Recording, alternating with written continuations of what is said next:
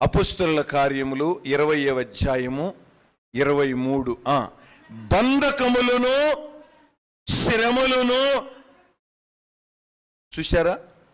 పౌలు అంటున్నటువంటి మాట, బంధకములు శ్రమలను నా కొరకు కాచుకొని ఉన్నవని పరిశుద్ధాత్మ దేవుడు ప్రతి పట్టణములోనూ నాకు సాక్ష్యమిచ్చుచున్నాడని తెలియను.